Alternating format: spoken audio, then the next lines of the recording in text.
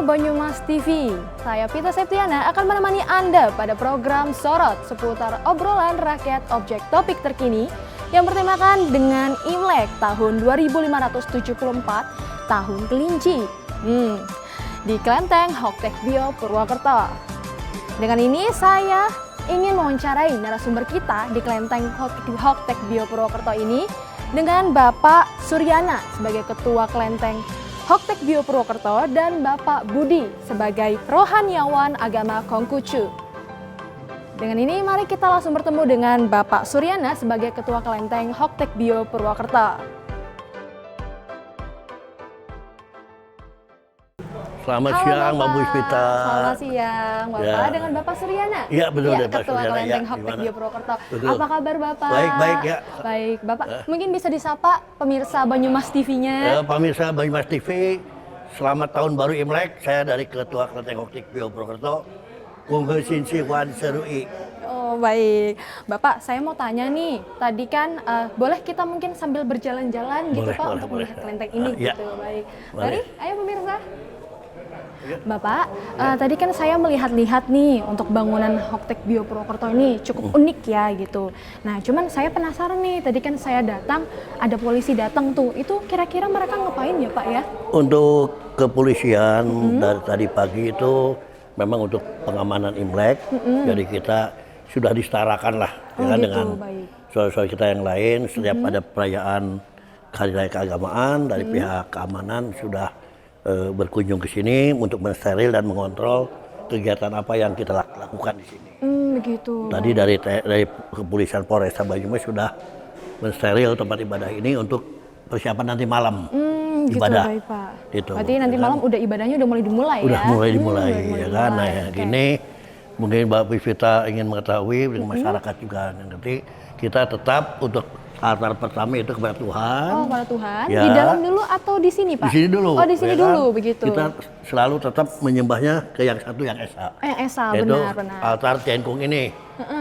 Di sini altar Tiannya di sini, ya kan? Kita mengucapkan ucapan syukur kehadirat Tuhan Yang Maha Esa untuk tahun 2573 Konghucu telah kita lalui dan menyambut tahun baru 2574 Konghucu ini, ya kan? Apa mungkin terus ini kan ada namanya Pak Tian gitu. Mungkin ada artinya gitu, maknanya apa ya Pak? Tian itu mewakili kan hanya bahasa aja. Ini mewakili Tuhan Yang Maha Esa. Oh, mewakili ya kan? Tuhan Kalau Yang Maha Esa. harfiah apa huruf secara hurufnya memang harus dirinci ya, kan? Satu yang besar itu apa, ya kan? Satu yang besar pasti yang terbesar itu ke Tuhan Yang Maha Esa. Oh, yang Tuhan Yang Maha Esa. Yang Maha Kuasa, ya kan gitu. Sama Bapak, saya juga mau tanya nih, saya penasaran gitu kan, kenapa sih maksudnya Hoktek Bio ini dinamakan Klenteng Hoktek Bio gitu? Ya. Kebetulan ini namanya Hoktek Bio ini, yang tuan rumahnya Yang Mulia Kongco Hoktek Sengsin. Oh, jadi kalau di bahasa bahasa gampangnya rumahnya Bapak Hoktek lah. Begitu. Bio itu rumah. Beliau itu rumah, ya kan? benar. Hoktek itu tuan rumahnya, jadi Hoktek Bio. Begitu, namanya. Kongconya Hoktek Sengsin. Yang di mana Bapak? Nah, boleh kita sini, lihat? ya, sebagai tuan rumah yang nah ini Hoktek Sengsin, ya kan? Hoktek Sengsin ini sebagai malaikat bumi, yang mana se-universal secara huruf harfiah hurufnya, itu hoknya itu hok berkah. Berkah. Tiknya itu kebajikan. Sengnya itu sepenuh, sinnya itu hati. Jadi kalau manusia menjalankan kebajikan dengan sepenuh hati menjalankan kebajikan, membawa berkah nggak kira-kira? Ya, membawa berkah. Berkah betul. Ya. Nah, berkahnya itu jangan selalu dikaitkan dengan materi.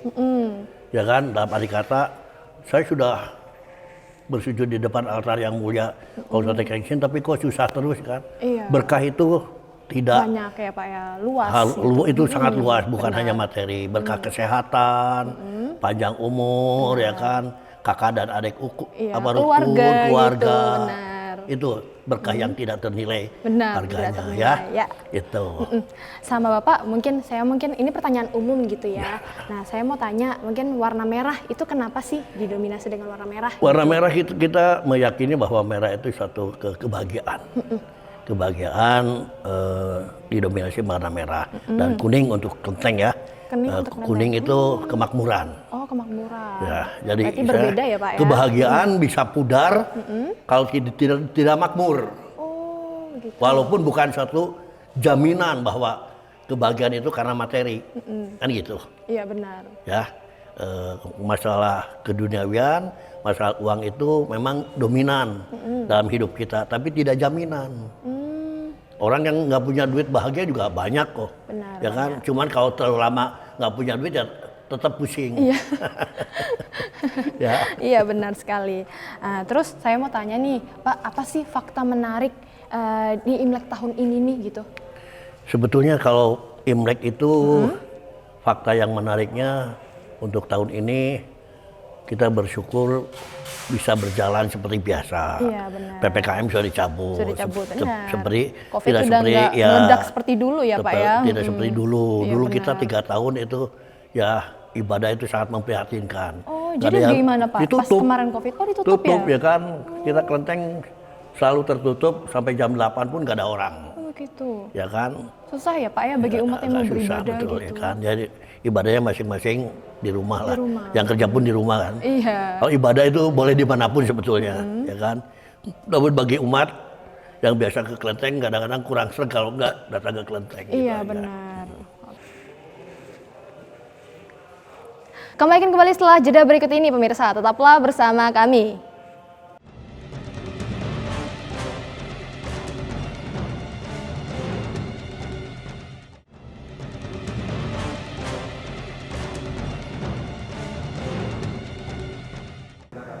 Pemirsa, terima kasih Anda masih bersama kami dalam program Sorot. Baik pemirsa, kita di sini masih bersama narasumber kita yaitu Bapak Suryana sebagai Ketua Kelenteng Hoktek Bio Purwokerto dan Bapak Budi sebagai Rohaniawan Agama Kongkucu. Baik, Bapak mungkin untuk pertama dulu Bapak Suryana, saya mau tanya mengenai soal lilin yang berada di sini di Hoktek Bio Purwokerto. Ini lilinnya itu secara khusus tuh seperti apa gitu? Untuk pemasangan lilin itu biasanya dilakukan oleh masing-masing keluarga yang tahun ini untuk kaul ya, untuk penerangan biar kehidupan masa yang akan datang itu dapat satu jalan kehidupan yang lebih terang ya. Kemakmuran gitu Pak. Kemakmuran dilambangkan dengan lilin. Lilin yaitu istilahnya memasang lilin sebagai lentera dari kehidupan. Kalau besar kecilnya sih itu tergantung status sosial sebetulnya. Oh, tergantung status sosial ya Pak? Jadi nggak beranggapan dalam arti kata kalau memasang lilin yang kecil nanti berkahnya kecil. Yang besar nanti berkahnya besar itu enggak. Berarti semua Di sama mata ya? Tuhan itu semua sama. Tergantung amal perbuatan dan keikhlasan. Keikhlasan. Ya itu status sosial aja, gitu aja. Gitu. Untuk kayak yang dupa itu bagaimana ya Pak? Dupa sama. Dupa sama? Karena, Oh begitu. Dengan dupa kita misalnya kalau sembahyang ke secara umumnya itu 3 batang, kelipatan 3. Oke gitu. 9 atau 12. 9 atau 12. Nah, kalau 3 batang itu satu kepada Tuhan Yang Maha Esa, kedua untuk para seming yaitu para maksud kongco ya kan, dan ketiga untuk para leluhur. Leluhur kita kan kita punya leluhur Iya, ya kita punya kan. leluhur, Bapak iya. Puspita juga punya leluhur pasti kan. Benar. Nah itu kita menghormati juga para leluhur. begitu, Itu baik. arti pada dupa itu. Ya kan. Baik. Oke. Bapak, untuk Bapak Budi sekarang, saya mau tanya soal Imlek di tahun ini, itu biasanya tuh makanan khasnya tuh apa aja sih? Gitu. Iya, untuk perayaan Tahun Baru Imlek itu sebenarnya ada satu makanan khas. Atau makanan khas itu yang mungkin para pemirsa Banyumas TV pun tahu ya, itu dengan sebutan kue keranjang. Oh, kue keranjang. Kue keranjang atau dalam bahasa Mandarin Nian Kau. Nian itu bisa berarti tahun, Kau itu bisa berarti kemakmuran. Jadi mengharapkan di Tahun Baru Imlek ini kita mendapatkan kebahagiaan dan kemakmuran. Oh, begitu. Filosofi dari Nian Kau ini atau kue keranjang ini sebenarnya gini. Zaman dulu itu yang namanya Imlek itu kan identik dengan mudik ya, kalau dalam di Indonesia ini Lebaran itu dengan mudik. Zaman dulu itu perjalanan itu nggak seperti zaman sekarang mudah ditempuh dalam berbagai jam, pun kita bisa ibaratnya dari Jakarta menuju ke Papua pun hanya dalam waktu nggak nyampe 1 hari. Nah zaman dulu itu kan ketika kita ingin berpulang pulang dari tempat rantau ke kampung halaman itu membutuhkan waktu yang berhari-hari. Maka dicarilah makanan yang tahan lama ya atau kuat tahan lama. Maka dipilihlah Nyenkau ini loh, kue keranjang gini. Kue keranjang ini kan sebenarnya kalau dalam kebudayaan di Jawa khususnya sama seperti dengan dodol atau jenang. Ya maknanya itu kan terbuat dari beras ketan. Nah maknanya ini kenapa bentuknya bulat dan ketan itu kan lengket. Karena momen Imlek ini digunakan sebagai keluarga untuk istilahnya berkumpul kembali, dan di momen Imlek inilah merekatkan kembali kekeluargaan, hubungan kekeluargaan yang mungkin kerja di tempat jauh, biasanya mereka pada pulang ke orang tuanya gitu untuk istilahnya berkumpul dengan keluarga besar yang lainnya. Seperti itu. Baik, oke. Untuk sekarang Bapak Suryana lagi nih. Bapak, saya mau tanya mengenai yang Klenteng Hoktek Bio. Ini kan tadi Bapak sudah jelaskan gitu apa makna dari Klenteng Hoktek Bio sendiri. Nah, cuman kan saya lihat Klenteng Hoktek Bio ini tidak hanya di Purwokerto saja nih. Ada juga di Purbalingga dan di Sokaraja. Nah, untuk itu tuh kenapa sih Pak gitu? Di Purbalingga dan Sokaraja namanya juga sama gitu. Di Gresik dan Banyumas itu semuanya pakai Hoktek Bio ya kebetulan ya. Namanya kata Purbalingga, Sokaraja, Banyumas, dan Banjarnegara. Iya, kan? Banjarnegara. Kebetulan sebagai tuan rumahnya itu sama. Sama. Sama Hoktek Sengsin. Ya kan? Kalau yang di Tuban kan ke Kuankong namanya Kwansing Bio.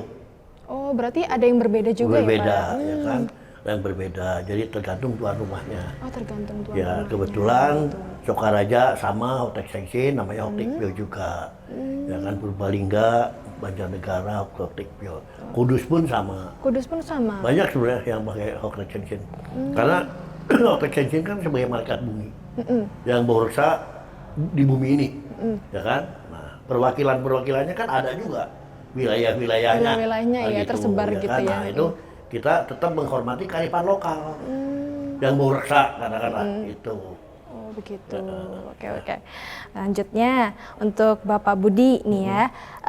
Tadi kan sudah kita membahas mengenai makanannya ya. Nah, untuk makanannya sudah selesai. Nah, selanjutnya saya mau nanya soal larangan gitu. Apakah ada larangannya? Larangan dalam artian mungkin apa yang nggak boleh dilakukan ya. Iya, yang nggak boleh dilakukan Kan gitu, benar. menjelang Imlek. Ya sebenarnya ini lebih ke arah kebudayaan orang Tionghoa.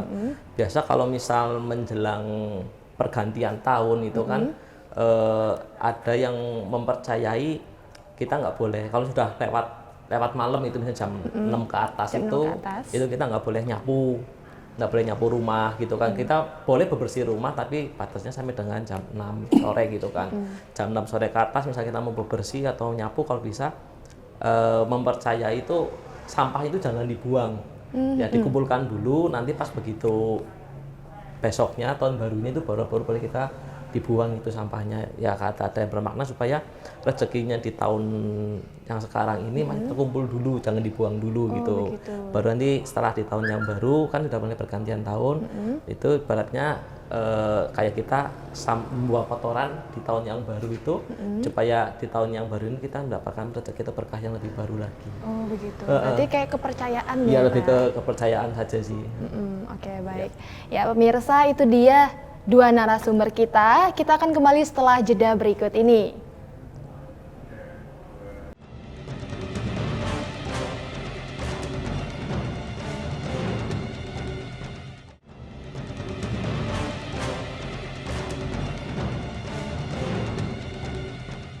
Pemirsa, masih bersama saya Pita Septiana dengan narasumber kita Bapak JS Suryana Erawam sebagai Ketua Klenteng Hoktek Bio Purwokerto dengan Bapak Budi Rohadi, Rohaniawan Agama Konghucu. Baik, untuk Bapak Suryana saya mau tanya nih Bapak, untuk jumlah umatnya, nah ini bagaimana antusias umat untuk acara malam nanti ini? Untuk Klenteng Hoktek Bio sebenarnya kita nggak punya data umat ya. Dalam arti kata nggak punya data umat, apa nggak punya anggota? Nggak. Karena ini sifatnya kelembagaan keagamaan, tetapi isinya hanya mewadahi. Yang punya umat itu Majelis Agama Konghucu, yang punya database-nya. Ya. Nah, tapi yang keibadah di sini itu kurang lebih ada berapa? Kan ada juga catatannya karena mereka kebanyakan juga sebagai donatur. Oh, begitu. Karena untuk umat dan simpatisan Kelenteng Hoktikbyo itu kurang lebih ada 500 orang.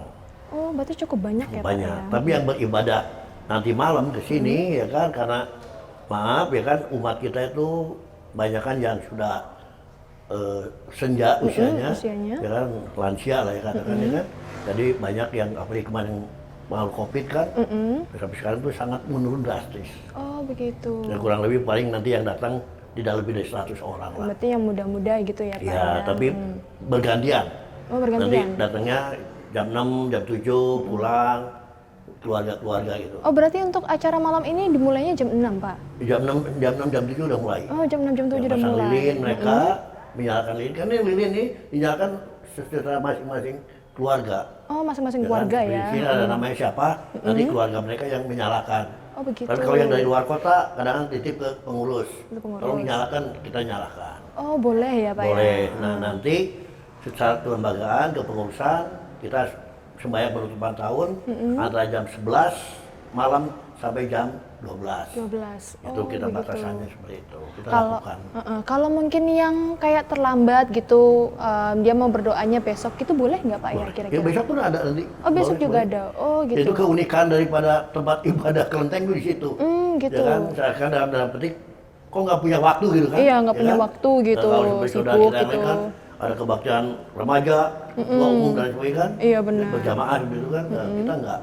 Ya kan, gitu. Nah, tapi di dalam Majelis Agama Konghucu itu ada. Oh, gitu. Ya kan, ada setiap malam Syed, malam Takgo. Oh, gitu. Jadi penutupan awal daripada bulan purnama dan Puncak bulan purnama. puncak bulan purnama. Puncak bulan purnama. Itu ibadah kita, ya kan? Itu. Oke, baik. Ya, Bapak, saya mau tanya nih, ini mengenai Bapak kan di sini sebagai ketua kelenteng ya. Saya mau tanya mungkin berapa lama sih Bapak di sini gitu?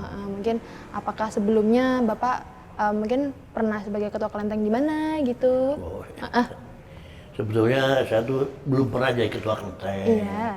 Cuma saya asli dari Jawa Barat. Jawa Barat. Dulu waktu zaman kerja saya tuh nginapnya di sini. Sebelum kelenteng ini megah seperti ini. Masih zaman istilahnya tahun 75 saya udah pernah menginap di sini. Menginap di sini dan Pasar Wagi habis sepi lah. Saya sebagai karyawan di sini. Nah, terus saya menetap tahun 79 saya hijrah ke Purwokerto dan berumah tangga di sini. Ya kan, saya tetap sebelum punya rumah saya nginapnya di sini. Oh, iya di sini. Ya kan. Berarti sudah lama sekali Pak ya? Setelah saya punya pekerjaan, saya bisa ngontrak rumah, saya pindah di rumah. Jadi waktu saya susah, saya tetap di kelenteng ini. Sekarang udah punya rumah, saya tidak meninggalkan kelenteng ini. Berarti tidak lupa dengan itu ya Pak ya? Nah, setelah perjalanan dari organisasi, saya diangkat sekretaris, ya kan. Nah, tahun 2005 saya diangkat selaku ketua Kelenteng Hoktikbyo. Berapa periode? Yaitu ketentuannya sudah ada di dalam ada ART, namun belum ada yang menggantikan. Oh, belum ada yang menggantikan. Setiap periode peralihan, kita pemilihan, saya terpilih lagi, saya terpilih lagi.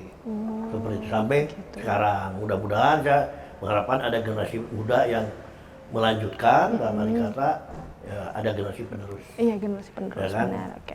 Gitu. Ya, Pak Budi, saya mau tanya nih Pak, mengenai soal kayak Imlek ini kan kenapa sih kayak orang itu harus ngasih angpau gitu ya? Iya. Itu kenapa ya? Sebenarnya sih bukan apa ya istilahnya. Bukan keharusan. Bukan keharusan. Bukan keharusan ya. Untuk misalnya ngasih angpau itu kan. Itu lebih ke budaya lagi. Oh, budaya lagi. Istilahnya sama aja kita.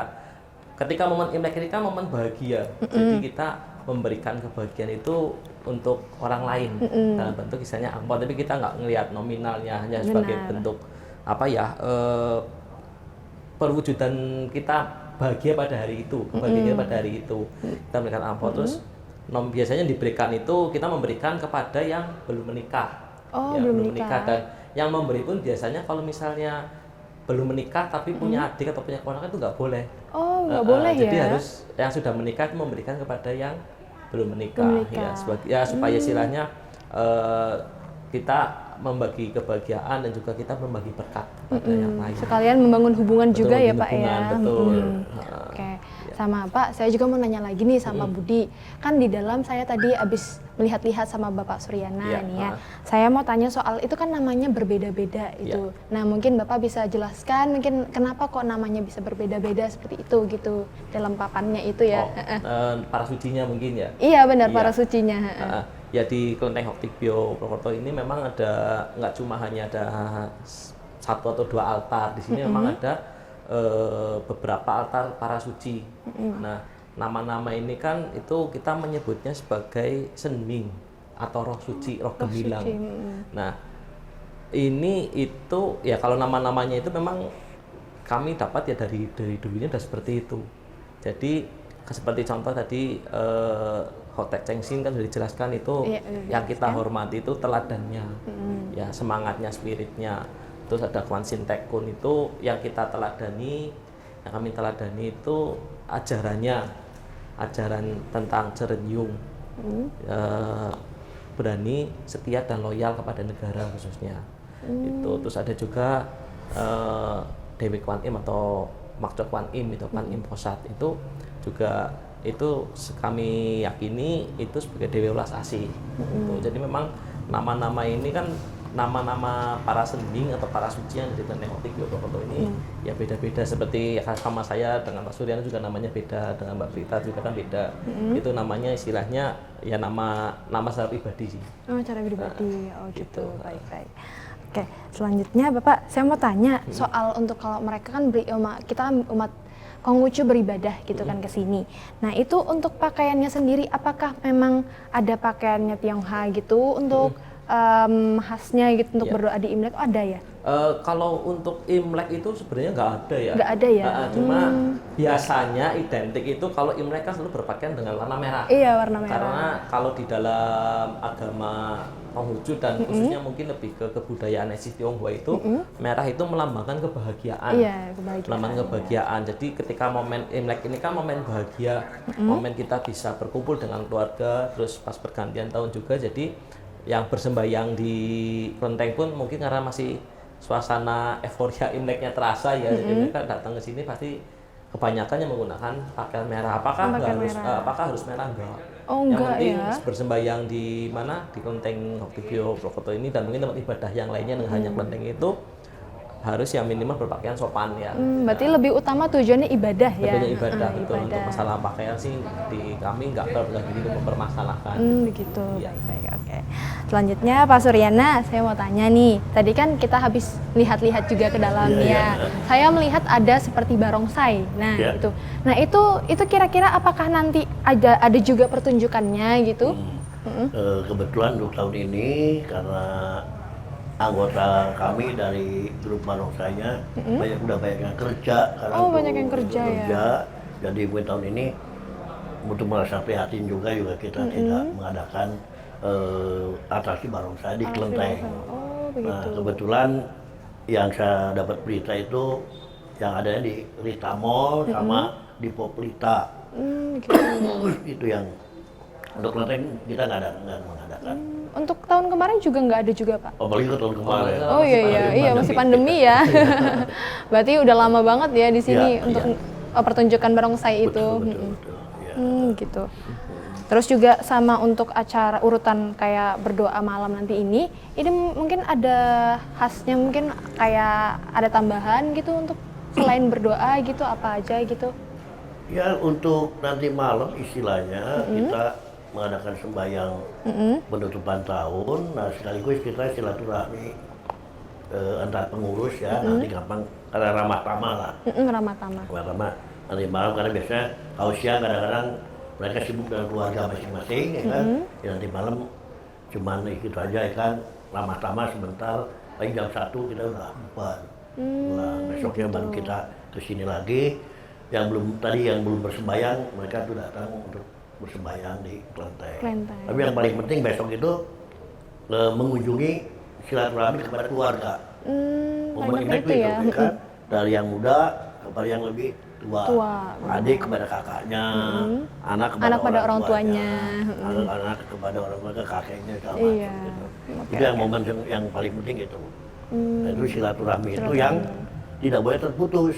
ya kan? Karena momen Imlek itu sebetulnya tadi untuk menyatukan keluarga yang jauh-jauh di mana seperti umat muslim mudik, ya kan? Nah, untuk memperkenalkan saudara-saudara kita yang generasi yang baru.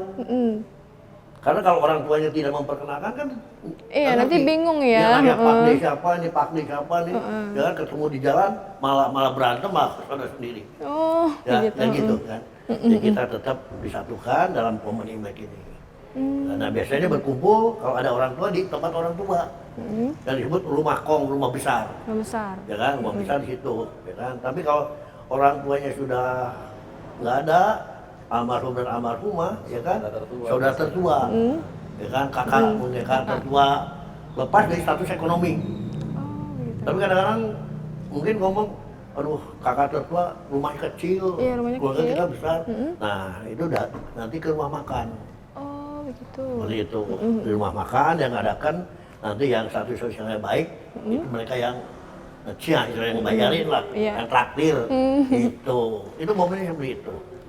Kan masalah angpau ya monggo, yang mampu silakan.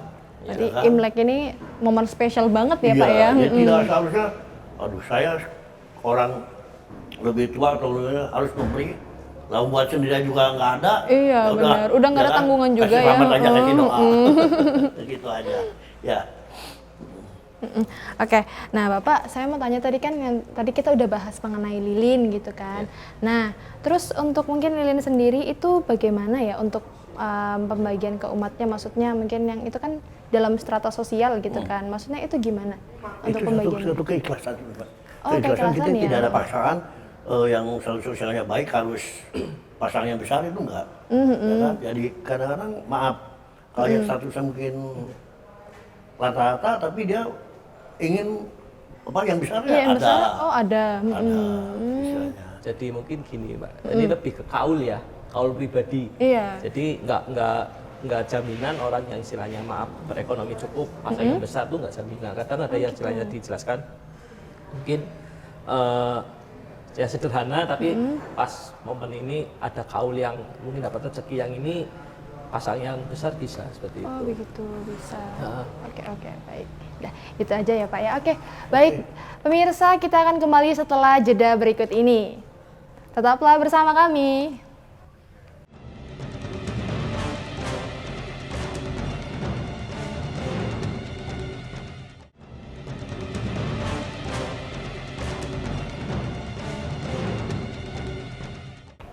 Pemirsa Banyumas TV masih bersama kami dalam program Sorot. Masih dengan narasumber kita, Bapak Suryana sebagai Ketua Kelenteng dan Bapak Budi sebagai rohaniawan agama Konghucu. Baik, untuk pertama mungkin saya ingin bertanya kepada Bapak Budi ya. Bapak, saya mau tanya mengenai sejarah Imlek di Indonesia itu seperti apa ya? Baik, gini, bisa saya jelaskan di sini mungkin pemirsa di rumah baru banyak yang menganggap bahwa agama Konghucu itu agama baru di Indonesia. Iya, benar. Yang istilahnya baru disahkan ketika Presiden keempat Bapak Abdurrahman Wahid itu mencabut Impres nomor 14 tahun 67. Nah, di sini perjalanan tahun baru Imlek ini memang di Indonesia sangat panjang ya perjuangan kami khususnya umat Konghucu di Indonesia. Kalau melihat sejarahnya dengan Undang-Undang nomor 2/OM tahun 1947. Berarti kan 2 tahun setelah Indonesia merdeka itu oleh Presiden Soekarno sudah untuk umat Konghucu itu sudah ditetapkan 4 hari raya keagamaan dan dijadikan hari libur nasional. Yang pertama itu adalah Imlek, yang kedua adalah Cengbeng atau Sadranan, yang ketiga itu hari lahir Nabi Gongcu, dan yang keempat itu hari wafat Nabi Gongcu. Nah, jadi memang agama Konghucu itu sebenarnya bukan agama yang baru di Indonesia, tapi memang sudah diakui Sudah lama di Indonesia dengan salah satu dasar hukumnya adalah Peraturan Pemerintah nomor 1 Peraturan Pemerintah nomor 1 tahun 65 yang disebutkan bahwa agama-agama yang diakui di Indonesia itu adalah ada Islam, Kristen, Katolik, Hindu, Buddha, dan Konghucu. Nah, tahun 67 kurang lebihnya itu kan diterbitkan Impres nomor 14 tahun 67 yang secara garis besar itu intinya adalah pembatasan kegiatan adat istiadat dan keagamaan yang berafiliasi ke negara China atau Tiongkok. Karena tahun 65 itu kan timbul gerakan pemberontakan yang penggeraknya adalah Partai Komunis Indonesia, dan Partai Komunis itu berafiliasi di Tiongkok. Jadi semua yang beradat istiadat, kebudayaan dan kegiatan keagamaan yang berafiliasi ke Tiongkok itu dibatasi. Nah, ketika ada Inpres ini, kami umat Konghucu itu untuk merayakan Imlek itu bukan dilarang, tapi dibatasi. Yang tadinya hari libur nasional, bisa istilahnya kita ngadain cap gome, kita bisa imlekan di kelenteng, bisa memberikan salam secara terbuka. Kami ketika ada itu hanya terbatas di lingkungan keluarga saja. Di kelenteng kami itu, di kelenteng pun nggak seperti biasanya, sepi.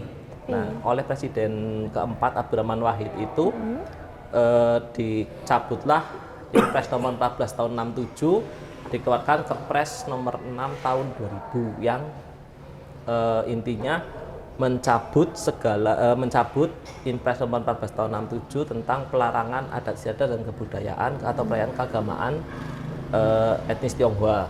Disinilah titik balik istilahnya kami umat Konghucu itu diberi angin segar. Maka kami umat Konghucu sangat berterima kasih kepada beliau, guru bangsa kita, Gus Dur itu yang sudah mengembalikan istilahnya kebebasan kami. Tapi apakah ini berjalan lancar? Enggak. Banyak hambatannya ya, masih Pak, ada ya? hambatan karena baru istilahnya dicabut Impres nomor 467 ini. Berjalannya waktu oleh Presiden Megawati, Imlek itu dijadikan hari libur nasional. Hari libur nasional bagi umat Konghucu. Nah, berkembang selanjutnya oleh Presiden SBY dan sampai sekarang agama Konghucu itu sudah setara dengan agama-agama yang lain di Indonesia dalam hal pelayanan, khususnya administrasi kependudukan, terus administrasi tenaga pengajar, terus pelajaran siswa yang beragama Konghucu, walaupun istilahnya itu satu sekolahan itu wajib mengadakan tenaga pengajar agama Konghucu. Ya, karena itu dilindungi oleh undang-undang. Ya, jadi walaupun itu muridnya cuma satu, sekolah itu wajib mengundang tenaga pengajar agama Konghucu karena memang sudah diatur di undang-undang. Dan sebagai perspektif Kementerian Agama itu hari raya Imlek itu dijadikan hari libur keagamaan bagi umat Konghucu. Memang sangat panjang perjalanan Imlek di Indonesia. Gitu. Panjang. Oke. Baik, Bapak Suryana, saya mau tanya nih, Pak. Untuk Imlek berarti sebagai hari raya etnik atau hari raya agama ya? Gini Mbak, ya kan, memang banyak berpendapat di dalam masyarakat khususnya etnis Tionghoa bahwa hari raya Imlek itu sebagai hari raya etnis Tionghoa. Ya, saya sebagai etnis Tionghoa dan umat Konghucu itu sangat merasa khawatir kalau statement itu berkembang jadi liar. Karena apa? Kita menyadari bahwa di Indonesia itu etnis itu bukan hanya Tionghoa. Iya, banyak ya, banyak Pak, sekali etnis di berapa ribu di etnis Tionghoa, etnis di Nusantara ini, ya kan? Kalau hari libur ini sebagai hari libur etnis Tionghoa, nanti yang lain gimana? Berarti kita dispesialkan dong, diistimewakan. Nah, itu kekhawatiran kami di situ. Nah, sebetulnya kalau hari Imlek ini, hari raya Imlek ini sebagai hari raya keagamaan bagi umat Konghucu. Karena etnis Tionghoa yang ada di belahan bumi ini tidak semua Konghucu. Tapi mereka merayakan Imlek boleh nggak boleh sebagai budayanya. Begitu. Ya kan? Benar. Dipisahkanlah. Jadi jangan menyatakan bahwa saya kan itu kan hari budaya, bukan hari budaya, ya kan? Tapi bukan kalau lain umat itu sebagai merayakan sebagai budayanya. Seperti adakan makan-makan ya kan dengan koleganya dan sebagainya, atau perayaan di gedung-gedung mana ya kan, silakan. Gak masalah, karena ini sudah milik dunia, bukan hanya milik umat Konghucu. Tapi ritual keagamaannya itu sebagai hari raya keagamaan bagi umat Konghucu. Itu aja yang saya minta dan kita luruskan. Misalkannya itunya Pak Ya, ya. ya kan. Jadi jangan terjadi polemik bahwa atau perdebatan, ya kan. Umat Konghucu melarang melarang Tionghoa yang lain di komunitas yang lain merayakan Imlek umpamanya. Seperti maaf, ya kan, di gereja Katolik, ya kan, gereja Katolik atau gereja-gereja yang lain yang berlainan keyakinan dengan kita mengadakan perayaan Imlek, ya kan, silakan. Silakan ya kan di gereja mengadakan perayaan Imlek, namun jangan dibawakan ritual ini sebagai misa. Ya kan? Umat Katolik merayakan Imlek, monggo. Boleh. Umat Katolik merayakan Imlek sebagai budaya silakan. Budaya boleh. Tapi bukan sebagai misanya. Misa kan punya Katolik. Benar. Ya kan? Dan kita pun dalam tahun baru Imlek tidak mengadakan ya kan liturgi dari Katolik dibawa ke sini kan enggak. Kita punya ciri khas sendiri, begitupun yang lain. Silakan itu kan. Jadi tidak seyogianya bahwa budaya ini sebagai budaya etnis, hari raya itu sebagai hari raya budaya. Tapi saya tekankan hari raya Imlek sebagai hari raya keagamaan bagi umat Konghucu. Umat Konghucu. Oke. Ya. Mungkin di sini saya menambahkan sedikit ya. Iya, boleh. Jadi antara bicara tentang agama dan budaya itu ibarat kita melihat keping mata uang. Ya. Dua sisi sama tapi Tidak bisa dipisahkan. Tidak dipisahkan. Ya. Perkembangan Imlek ini di Tiongkok sana itu kan sebenarnya agama Konghucu ini sudah berkembang itu jauh sebelum Nabi Konghucu lahir. Dengan sebutan agama Rujiao 5.000 tahun sebelum Masehi. Jadi memang peradaban di Tiongkok itu sudah cukup lama.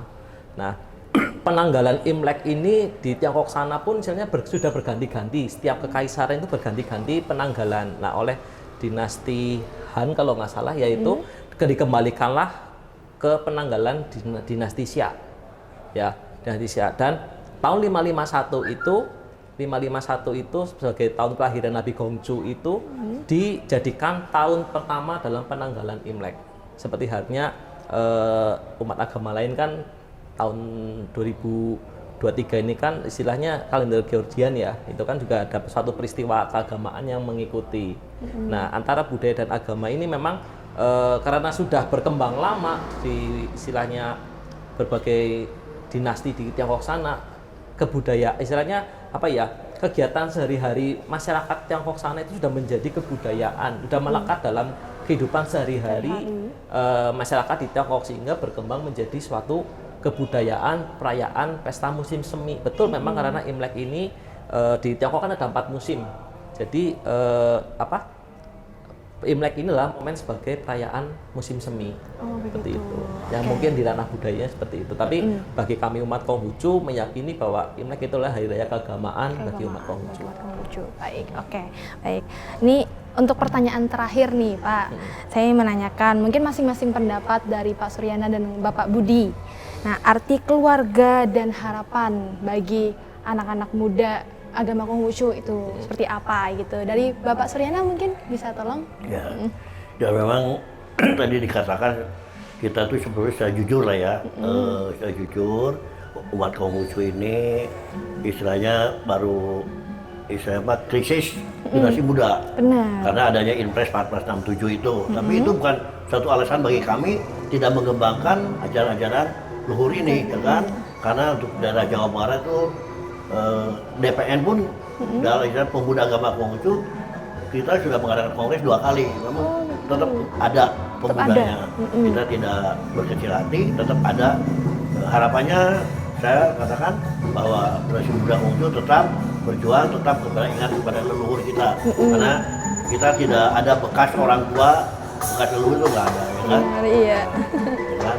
Itu aja harapan saya. Ya, selanjutnya Bapak Budi. Dan untuk harapan saya khususnya untuk generasi muda ya, generasi muda agama Konghucu, harapannya sih tetap pegang teguh apa yang sudah menjadi warisan dari keluarga ya. Agama itu secara tidak langsung itu adalah merupakan warisan dari keluarga ya.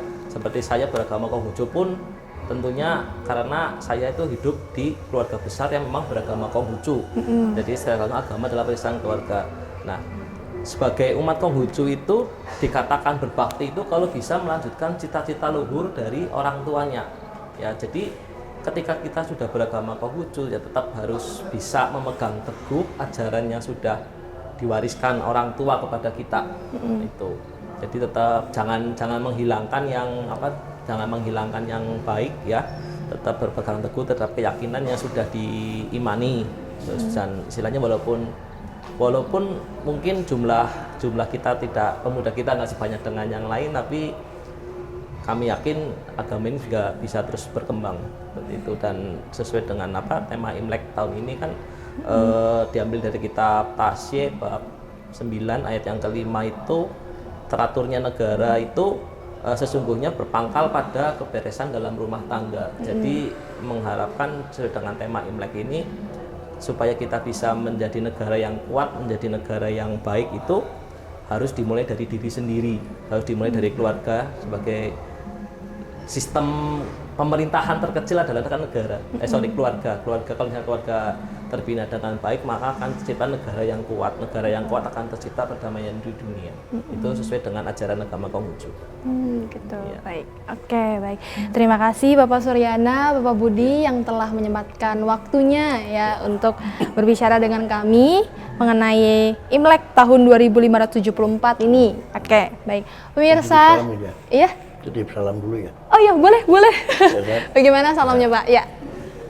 Saya selaku Ketua Kelenteng Hoktik Bio Purwokerto, saya mengucapkan selamat Hari Raya Tahun Baru Imlek, Kung He Sin Si Wan Serui Sancai. Baik, pemirsa, tak terasa 1 jam telah berlalu ya. Pemirsa, kita akan berjumpa lagi pada program Sorot berikutnya. Baik, saya Pita Septiana bersama tim redaksi Banyumas TV undur diri. Terima kasih dan sampai jumpa.